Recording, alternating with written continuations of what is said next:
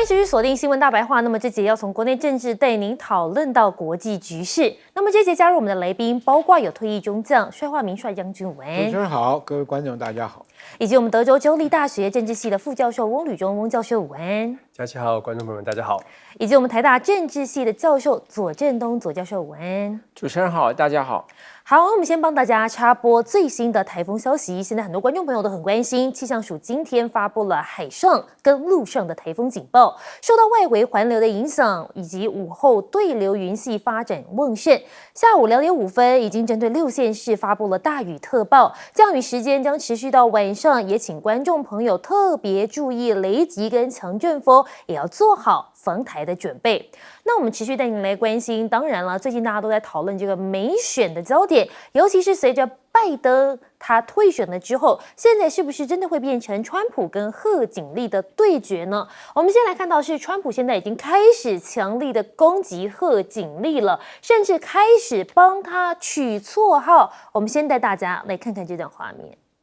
Democrat Party is divided in chaos and having a full-scale breakdown, all because they can't decide which of their candidates is more unfit to be president, sleepy, crooked Joe Biden or laughing Kamala. Let's do another debate this week so that sleepy Joe Biden can prove to everyone all over the world that he has what it takes to be president. But this time it will be man-to-man, no moderators, no holes barred.Just name the place, anytime, anywhere. 好，可以看到川普真的是蛮呛的而且他之前不是说贺锦丽更好对付吗？现在还帮他取了一个新外号，叫做 K 笑锦丽。那么还甚至把这个拜登说是瞌睡球。那么再来呢，在7月9号的造势的时候，川普更是语出惊人，再带你听听。From the moment we take back the White House from crooked Joe Biden and Kamala, I call her laughing Kamala.You ever watch her laugh? She's crazy. 可以看到呢，这个川普讲话还是这样，他说哪一个候选人更不是任总统呢？你觉得是昏昏欲睡的狡诈拜登，还是大笑贺锦丽？只不过为什么贺锦丽会一直被拿来说嘴呢？我们就带你来看看这段画面了。这个贺锦丽有人说她其实笑点蛮低的，那么很多时候大家也不知道笑点在哪，但是她总是能哈哈大笑，也因此呢被拿来大做文章。没想到现在他可能的对手川普就说呢，他笑起来就像 K 笑，怎么会笑得这么夸张？所以呢，这个笑现在也变成了贺锦丽被攻击的目标。只不过现在贺锦丽真的稳拿提名，可以接棒拜登继续参选吗？美国媒体现在似乎是火上加油了。贺锦丽呢，现在已经稳拿提名代表票了吗？3大全国民调显示出他是领先川普的状态。根据 CNN、路透社跟美联社的计算，将近4000名的党代表当中，贺锦丽已经至少取得了1976张的代表票支持，已经通过了所谓的提名门槛。但是民调也显示了贺锦丽领先川普的支持度，但在关键的摇摆州还是不敌川普的威力。根据报道，民主党预计在8月7号举行线上投票，完成提名程序，各州的代表可于当天之前来做改变心意。只不过现在消息人士曝光，拜登退选之后，贺锦丽是赶快的打电话给党内的重要人士，希望他们能够支持他。花了超过10个小时的时间，打电话给民主党内超过100名的党内领袖啦、议员啊、州长啊，甚至是劳工领袖等等，希望能够获得他们的支持，换取他的提名。随着拜登退选，裴洛西现在也表态了，他支持贺锦丽出任总统。但现在外界都在看这前总统奥巴马跟2院领袖怎么看呢？现在随着这个前众议院议长裴洛西已经表态支持了奥巴马，当然还有这个舒默，甚至呢是这个少数党领袖都被点名，他们现在的态度到底是什么？那么是不是不愿意挺贺锦丽？现在《纽约时报》开启了第一枪，说还有其他的候选人能够赢川普。那么你可以看到《纽约时报》直接表明，其实还有其他合格的民主党人可以跟川普来较量，甚至是拿下胜利。呼吁民主党不应该直接提名贺锦丽，应该按照程序，让有意参选的民主党人接受公众的审视，在8月19号的党代表大会里面选出一个最适合出战川普的人。而我们带您看到是贺锦丽在白宫的谈话，笑赞拜登的3年成就是赢过很多人的。我们带你一起来听听看贺锦丽她是怎么说的。Joe Biden's legacy of accomplishment over the past 3 years is unmatched in modern history. In one term, he has already, yes, you may clap.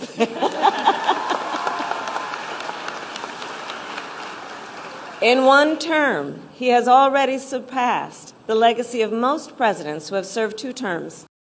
好，你可以看到呢，这个贺锦丽是大赞这个拜登过去的成就，让美国领导世界，根本是现代史上的无与伦比。一个任期内，他已经超过大多数连任2届的总统成就。所以就有网友说，如果他真的做那么好的话，那现在干嘛退选呢？好，那么现在贺锦丽如果真的要上阵了，哇，那这个风水轮流转，他变年轻的，现在反倒是川普变老了。他现在反攻，这川普78岁太老了。但是有人就说了，你别忘记拜登现在更老，他还没有退下，你讲这个话是不是不适宜呢？只不过现在民主党打算锁定天后泰勒斯来帮贺锦丽助选，而且希望能够抢攻年轻选票。只不过泰勒斯真的会表态支持吗？恐怕打上了一个大大的问号。尤其是拜登和贺锦丽竞选团队社交平台的 X 官方账号称，已经从拜登总部变成卡马拉总部，所以更名后的第一条贴文说，这里是贺锦丽总统竞选的官方快速反应页面。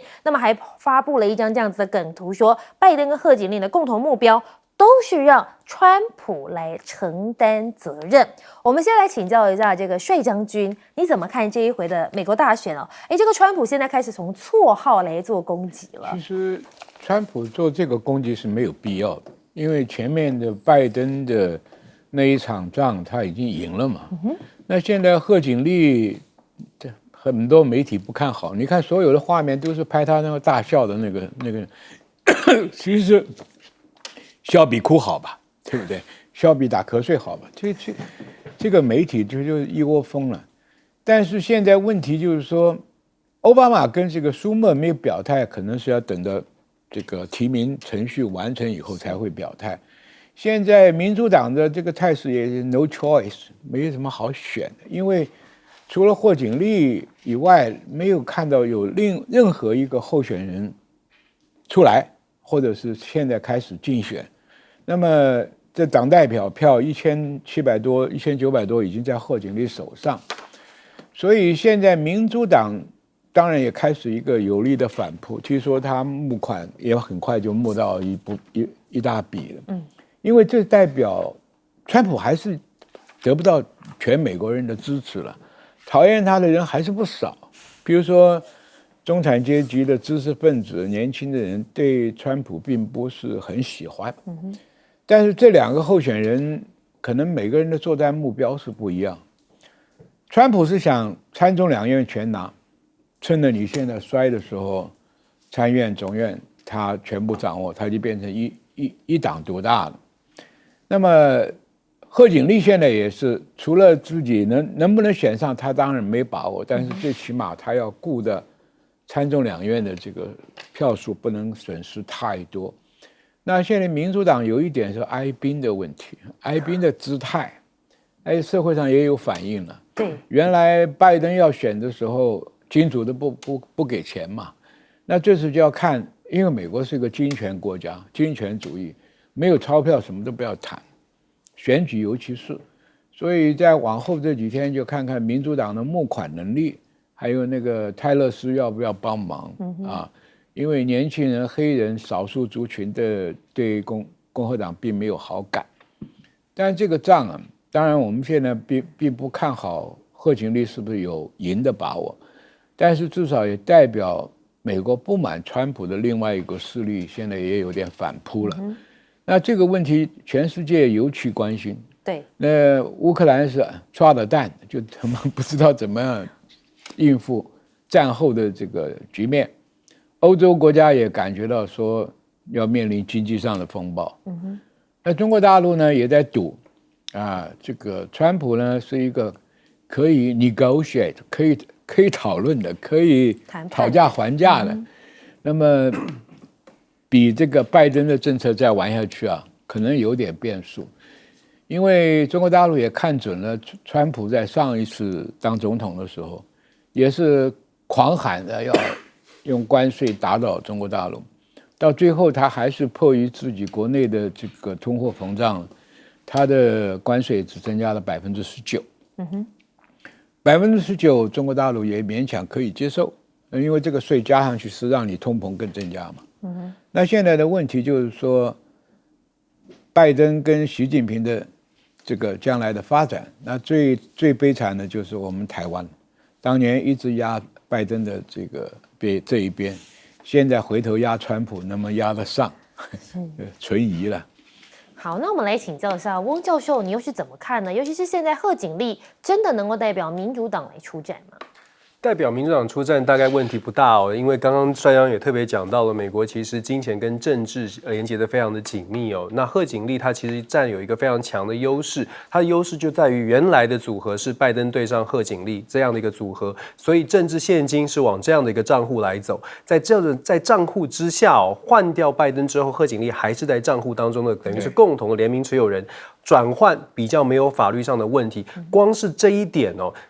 到目前为止，上亿的这个所谓的竞选的资金要如何来转到另外一个人？光是民主党这个全国的这个党代表们呢，想到这一点，恐怕就必须要重新思考，还有没有办法这个找出另外的人？虽然《纽约时报》有提出不同的人选，可是现在这些人选恐怕可能跟贺锦丽搭配做副手的机会会比较大一点哦。贺锦丽现在面对的一个状况，我们在媒体上面也看到了，有一个庆祝行情，可是大家要特别注意，这个庆祝行情到底是庆祝贺锦丽作为总统候选人，还是庆祝民主党有一个新的开始？比较像是后者，也就是说，民主党看到了一个新的开始，他的庆祝或者他看到乐观的一片的这个前景乐观的部分是国会，是参众两院有机会有一个新的这个好的选情，而不见得是白宫的这个选战有机会真的能够从后赶上哦。毕竟到目前为止，整个看好度贺锦丽仍然是远远落后于川普。这是不是代表贺锦丽没有机会？并不是如此，而是贺锦丽还有很多的挑战等在前面，包括了他在整个提名是不是能够100%的确定，然后党内的这些大佬能不能真正的发自内心的去支持贺锦丽，而不是扭扭捏捏不做表态，然后再来是贺锦丽能不能够找到一个真的能够帮助他选举的一个副手，这个副手不仅是在选票上面要能够带动这个声势，还要在募款上面也有一定的能力哦，这些都是很重要的。到目前为止，民主党其实全国型的明星人物、政治明星并不多。再来呢，我们看刚刚特别讲到了，为什么这些大咖都没有跳出来，包括前总统奥巴马，或者是这个参议院的这个党鞭都没有直接的点名强调说他们支持贺锦丽，不是他们不愿意支持，而是贺锦丽到目前为止在民主党内确实还是有一些疑虑。贺锦丽过去这3年多以来担任副总统，其实没有太大的建树，甚至在一般民间的声望还不如拜登，这一点其实就是一个隐忧。因此要让这些民主党的大咖真的打从心里要支持，他们选择比较保守的方式，也就是等民主党的全国委员会设立一个紧急的提名机制，他们去支持民主党这个机制，以免未来如果选不上，可能这个太早背书哦，反而是让自己的声量受到这个损害。那当然某种程度也反映出来，强调合法性，而不是强调力挺贺锦丽。那当然我刚刚就说了，贺锦丽过去跟民主党的大咖们是不是有比较紧密的关系，这点呢也非常耐人寻味哦。简单来说，我们只能说短期之内呢，民主党在换掉拜登或者拜登确定不选之后，确实让大家有一个好像民主党内有一个气氛是一个新的开始，但是这个新的开始恐怕不是这么乐观的看到了胜利，而是新的挑战正要开始。不过，刚才翁教授有讲到了，的确贺锦丽还有很多的挑战可能要面临，包括共和党说有很多的黑料等着要爆。我们来请教一下左教授，您又是怎么看这贺锦丽接下来接棒上阵之后，真的能为民主党带来一波新气息吗？好，这个刚才谈到就是说，这个泰勒斯会不会出面啊？现在其实已经有一个英国歌手叫做库娃恰利，他已经公开的表态这个支持贺锦丽。当然，他这个支持也是很这个后现代的支持法，因为他说贺锦丽是一个淘气的孩子，他用了一个英文字叫做 brat 啊。那但他这个意思呢，其实但是你从他这个世代的人，他这样一个歌手的身份去做这样子一个表态其实就是大大的拉近贺锦丽跟这些人之间的距离。事实上，贺锦丽本来跟这个好莱坞的关系就很好，在他的这个金主团队、金主群里头，其实有一大块是来自于好莱坞，有一大块是来自于他过去在加州担任检察长的时候，那个时候的矽谷的这个企业家哦，所以其实他跟好莱坞是不陌生的，他跟这些演艺圈是很熟悉的。那当然现在讲就是讲说他到底这个未来有他会面临什么样的一个挑战？当然很显然的，川普一定会攻击他的就是针对移民政策，因为他在拜登政府任内是被授权去处理移民问题的。他过去担任参议员的时候，也是鼓励有更多的移民进来。那在拜登总统任内，最为美国民众所诟病的，主要就是在于非法移民，而这些非法移民又会影响到部分的摇摆州，比如像是这个亚利桑那州。所以说，这个当然是贺锦丽很难以去就是说很困难的、很棘手的一个问题哦。因为拜登任内，这个美国非法移民的速度快速的增加啊，有时候一天就可以有上万名。那这种情况下，当然对于美国民众啊，其实带来很大的一个困扰，跟造成很多的不满。但是贺锦丽现在采取的一个是什么样的一种姿态呢？他怎么自我定位呢？他其实把自己定位为一个检察官，因为他本来就是检察长嘛。那么他这个检察官要调查的就是川普的各项犯罪啊。当然，作为一个女性的检察官，针对的是川普跟女性有关的犯罪，这个看起来也是话题性十足啊。所以大概这个贺锦丽是会朝这个方向去做，但能不能有效的去这个创造这样子一个声浪，这样子一个风向呢？这当然还是很需要很多的语言创新。比如像你看，川普现在就说贺锦丽是要起效锦丽。其实我就想起来，2016年的时候，川普就是说这个希拉蕊是说谎的。是一个说谎的人。那个时候啊，他是怎么样呢？他就是只要碰到他讲话，提到任何这个关于人家问他任何问题的时候，他都会冷不防就加上一句说希拉蕊是个骗人的 ，Hillary is a liar。所以搞得很多人，甚至连小朋友都会说哦 ，Hillary is a liar， 就是他那种升职洗脑的方式。那现在贺锦丽要面对这种，就一开始的这种妖魔化也好，负面标签也好，他要怎么样去动用他的这种演艺圈的也好，这个娱乐界的这种朋友，去反向的去洗脑，我觉得这个是一个很大的挑战。但另外一个当然也是贺锦丽所必然会面对一个挑战是什么？就是美国有不少的民众，其实对于民主党内部的过于这种所谓进步色彩，过于这些开放啦自由啊这样子的一股力量啊，其实已经有人感到不满。所以为什么会有像 DeSantis 这些人强调所谓的 freedom， 就是这个概念，就是你不能把那些过于进步自由的想法变成所谓的政治正确。那贺锦丽怎么样把他自己的定位能够向中间摆动？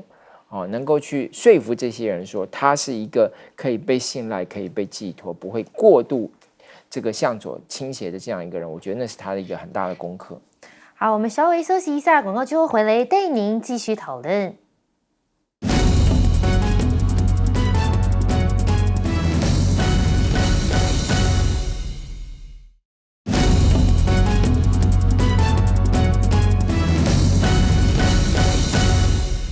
新闻大白话，那么这集要带您继续讨论这美国大选，现在热度还是好高好高。但是我们要带您看到的是，现在拜登退选之后，是不是整个风向都变了，变得对民主党开始比较有利了呢？现在呢，贺锦丽很有可能出马战川普，24小时之内就募得了27亿的政治现金，连川普阵营都感觉到哇，这个实力不容小觑。而现在就连赌盘也是做了改变，贺锦丽的胜率1个月内呢已经暴增了12倍，川普跌了3%。拜登则是快归零。那么可以看到呢，换拜后的最新民调，川普只有领先贺锦丽2个百分点，所以现在民主党人的投票动力是不是越来越高了呢？我们带你看到的是川普的支持度呢，大概是47%，而贺锦丽的支持度大概是45%。那么你可以看到呢，其实在拜登退选之后，贺锦丽也不容小觑，川普交易的热度现在可能会降温吗？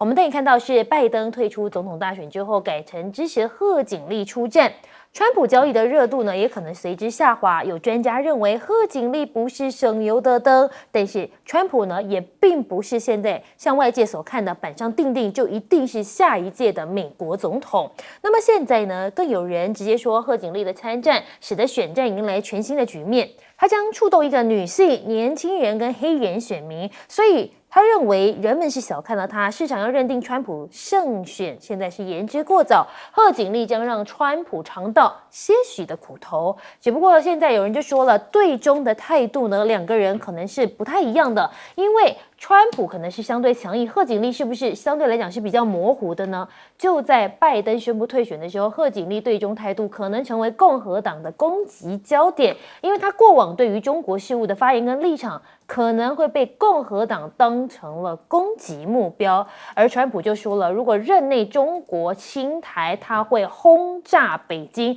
还记得吗？这个5月份这一句话让大家觉得眼睛为之一亮，真的美国会来帮忙吗？那么但是川普也讲到了，再度激起了这个仇视亚裔，因为你知道他在全代会的演说里面竟然又提到了中国病毒这个词，也因此引发了很多的讨论。但是我们来回顾贺锦丽曾经批评中国胁迫邻国对中的立场，现在比较值得观察。贺锦丽说，在中国的问题上，他一直尝试定位在这个华府两党的主流，认为美国需要对抗中国的影响力，特别是在亚洲的影响力。其实我们带您来回顾2023年的11月，在 APEC 峰会之前，贺锦丽说，习近平在印太绝对是一个很重要的角色，如果他访美，肯定会有成效。当时是这么肯定的态度。在9月的时候，贺锦丽甚至代表拜登出席东南亚国家协会，他说美国的政策不是要跟中国脱钩哦，而是要去风险，是要理解局势。甚至在2022年的11月的时候，贺锦丽强调，美中之间必须保持沟通管道的畅通，以便负责管理两国之间的竞争。甚至在2022年，他访日的期间，在日本的横须贺海的海军基地发表演说，指出中国展现其军事跟经济实力来胁迫和恐吓其邻国。所以有人就说了，这个贺锦丽其实对中国大陆的态度是相当暧昧的，一边攻击，但是一方面又希望习近平访美还留出了一点空间。而现在中国官方是相对来讲对于美国大选好像是比较低调，倒是中国网友大家是讨论的很热烈。那么现在大陆外交部是怎么回应的呢？我们带你一起来听听看。President Biden announced yesterday that he's withdrawing from the presidential race in the U.S. He has also endorsed his Vice President Kamala Harris as the new candidate. What's China's stance on this? Thank you. 美国大选是美国的内政，我不做评论。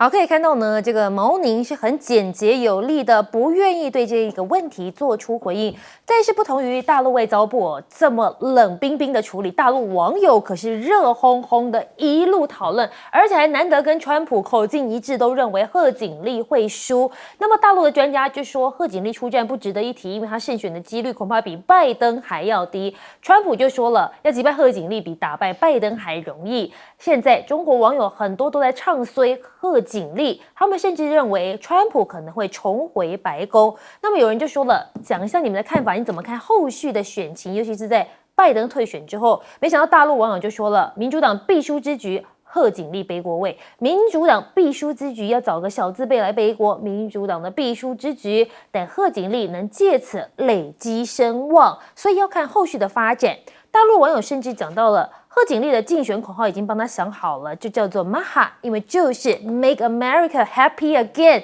既然他那么喜欢笑，那么就带欢乐给大家吧。那么现在贺锦丽加入竞选之后，中国社群媒体竟然的倒向川普，很多人都觉得相当不可思议。我们先来请教一下帅将军，你怎么看这个贺锦丽一出现，OK， 他现在要来竞选了，结果没想到这个资金马上就涌入了。他当然这个资金涌入，我们不知道来源，是你原来准备不支持拜登的钱又回来呢，还是在这个钱以外另外一笔资金？这意义就不一样。对，我想前面的好几个大企业家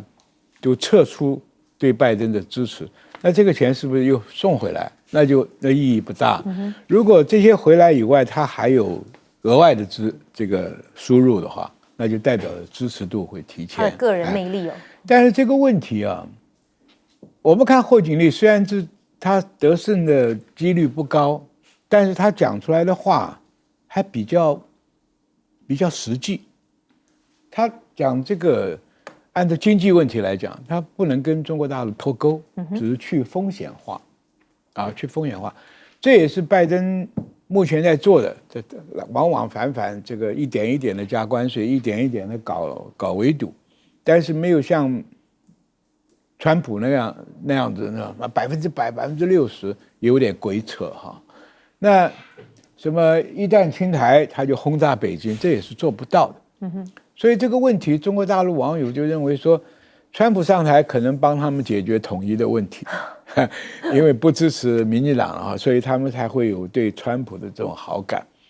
那问题就是说，川普即使上台了，那对中国的贸易，他也不可能一下子搞到100%、60%，我认为都不可能，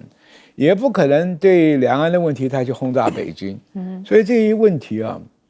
每个单位就站在自己的角度看问题。所以毛林不做评论是聪明的，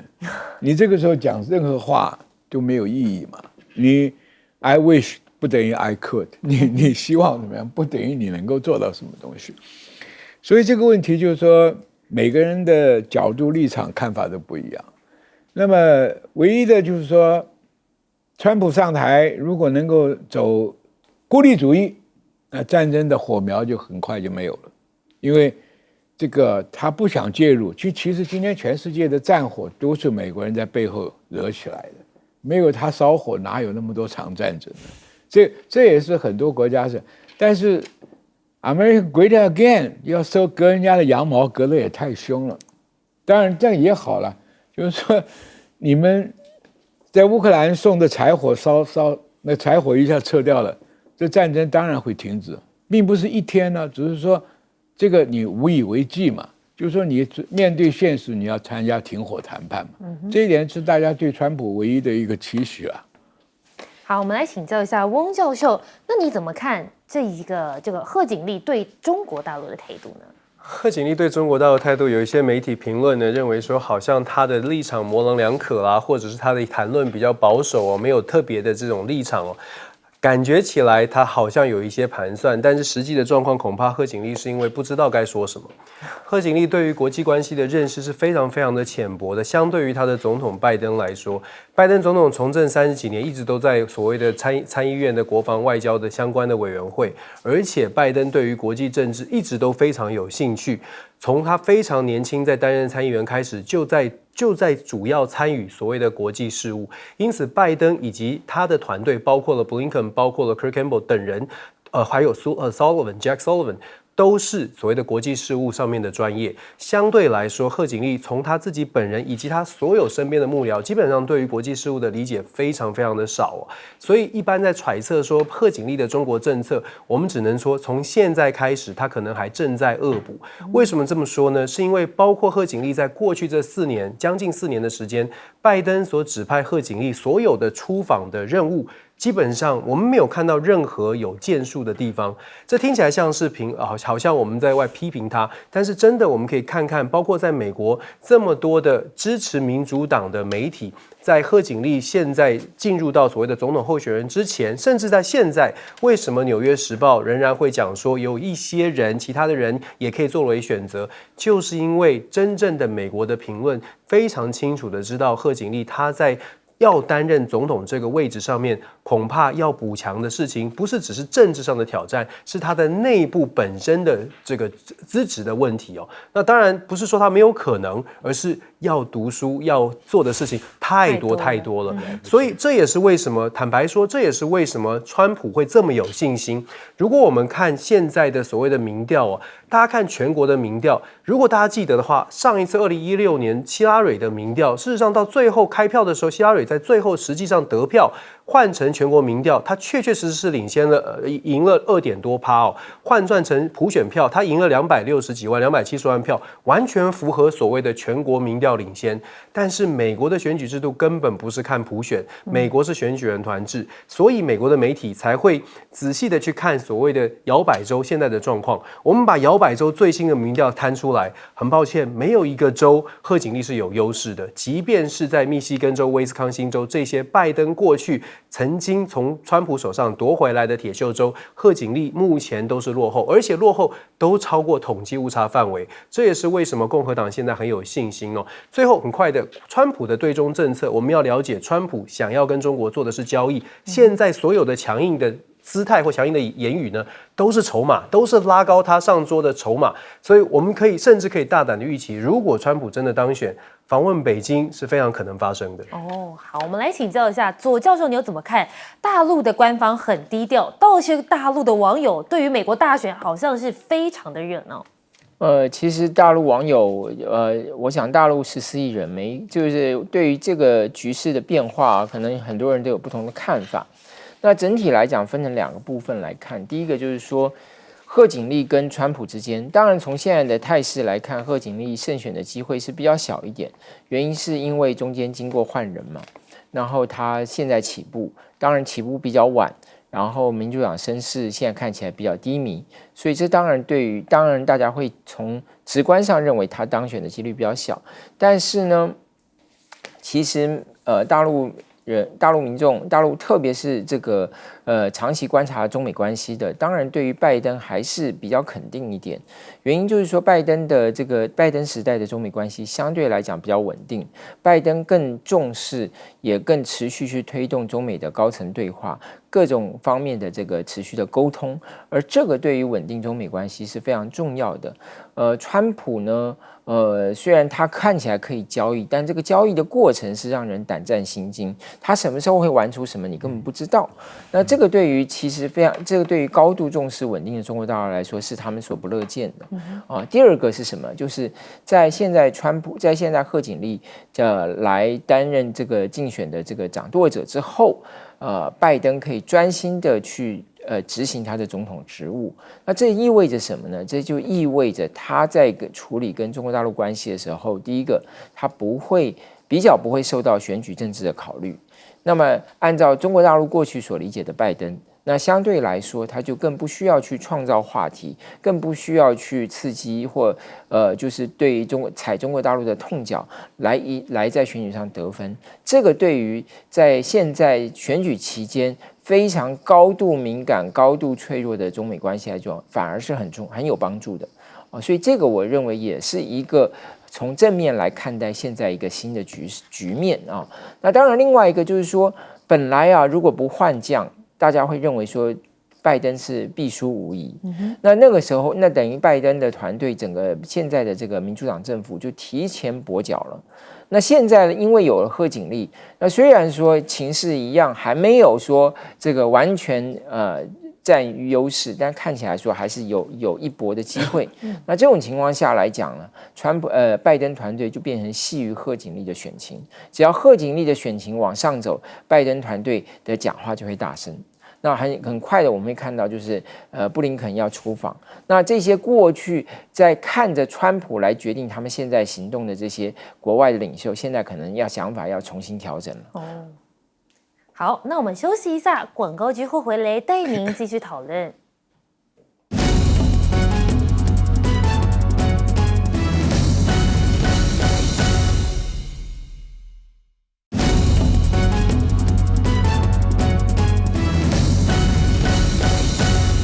欢迎回到新闻大白话持续带您来关心这整个国际局势。那么我们现在带您看到的是拜登退选之后，那么中国国家主席习近平是不是要面对更多的黑天鹅跟灰犀牛？拜登呢退出了美国总统竞选，川普执政时行发动了中美贸易战，对大陆的商品加征关税，到现在都还没有消减。习近平当局已经为了川普重返白宫，已经开始在做准备了。大陆的官媒《经济日报》就说了，防范化解金融风险是金融工作的永恒主题。当前的金融风险诱因和形态更加的复杂，所以必须时刻警惕各种黑天鹅、灰犀牛的事件。防范化解金融风险的工作是绝对不能放松的。到底是川普好还是拜登好？中国学者看这个美选，他们说就等于是2碗毒药2选1。但现在就算把拜登换成了贺锦丽，是不是又是另外一碗毒药呢？那么现在他们就说了，习近平更注重中美的民间商业交流。那么王毅跟何立峰分务美中贸委会的代表团，谈及到的是3中全会，推动深化改革。那么，中国大陆的外交部长王毅以及国务院的副总理何立峰，他们在7月22号分别在北京会见了到访的美中贸易全国委员会董事会主席辛博文率领的代表团，还留下了这些照片。那么，美中贸易会的董事长主席这个辛博文就讲到了，他们就说了，其实这一次来还包括了波音总裁啦，那么也包括联邦快递的执行长，那么很多的大咖都一起跟着来。那么，中国政府要保持政策的一致性、连贯性、稳定性，对包括在美国在内的外国企业继续长期的在中国投资是至关重要的。但现在呢，这个大陆的官媒玉渊谈天说了，3中全会刚刚开完，苹果、高通、美光等美企高层都赶快组团来到了大陆。那么外交部长王毅就说了，任何改变中国的制度道路的企图都是徒劳的。你看到7月22号，一群美企主管提前1个小时先到了人民大会堂内，期待与中国这一方来相见。其中一位更不断强调中美关系是非常重要的，所以玉渊谈天就讲到了。你可以看到这个访问名单上面有包括了苹果、高通的负责人，在大陆拥有庞大业务的老熟人。3中全会刚结束，他们几乎是用这样跑步，用这样来形容来到了中国大陆。可见美国企业跟大陆合作的意愿不仅没有减少，反而在加强。所以中国大陆的市场对于他们而言还是有吸引力的。只不过现在美国的晶片是不是不想放弃大陆市场呢？现在辉达被迫再出一个中国特供版的 AI晶片，那么就是这一款 B20，他们说辉达计划将浪潮信息合作呢，那么推出并分销这款晶片。晶片的计划呢，将以2025年的第2季开始出货。只不过浪潮信息是否认了这样的消息，强调没有属实。但是辉达降规格的晶片传出禁销大陆，包括了伟创、英业达都可能受到冲击，因为美中科技战再升温。白宫传出有意扩大辉达的 AI 晶片销路管制，连现行降规版的 H20晶片都通通不准卖。那么现在美股机构就说了，辉达中国特供晶片 H20可能遭到禁售，造成了120亿元的损失，而且还是美元哦。大陆晶片封装将要为主流，长江存储的董座点出半导体的机会。他说，预测在不久的未来，封装技术重要性恐怕会超过晶圆制造技术的重要性。那么大陆晶片产业没有达到爆发式的增长，那么未来3到5年就会看到。只不过现在大家很关注的是，美国国务卿布林肯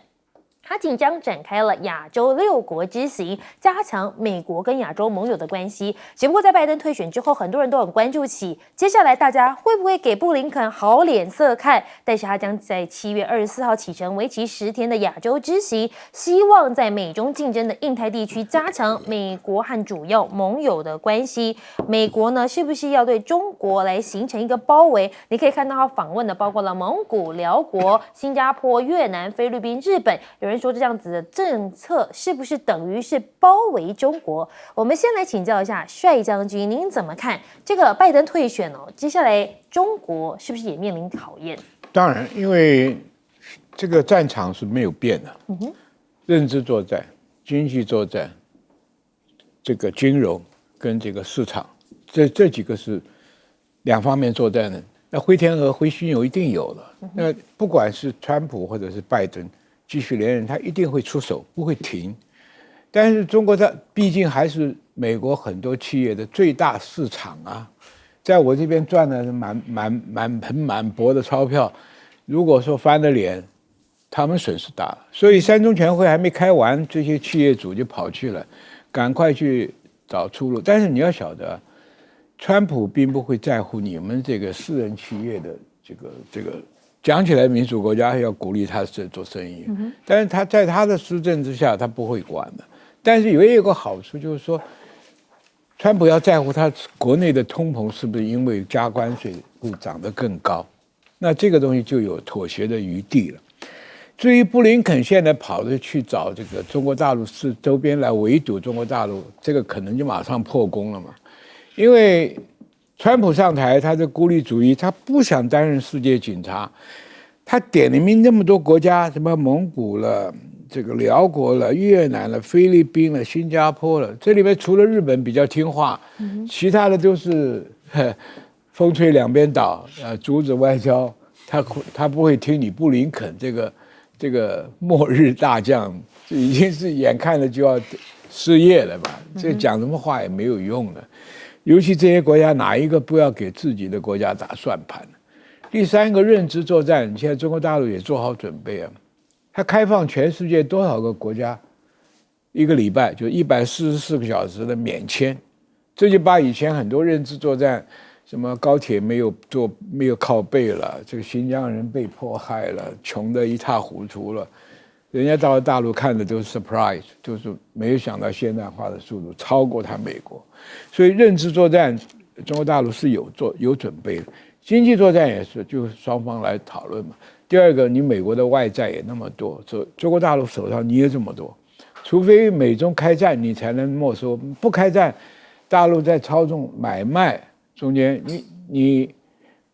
美息提高我就赚，美息降低了我就卖。那就让你这个美国在举外债就比较困难，再加上金砖上合会也可以分掉你一部分的金融交易嘛，这个也是看到事实。而且中国大陆也在拓展非洲、中南美、中东这些国家的这些贸易，所以它不是没有替代方案。当然，可能要经过1、2年的奋斗了。像这个晶片来讲，你再给它3年。